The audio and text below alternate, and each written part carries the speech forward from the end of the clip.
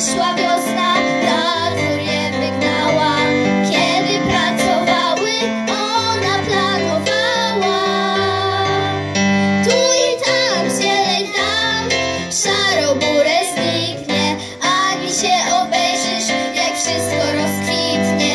W zielonym ogrodzie będą rosły drzewa, kwiaty będą kwitnąć, ptaki będą śpiewać.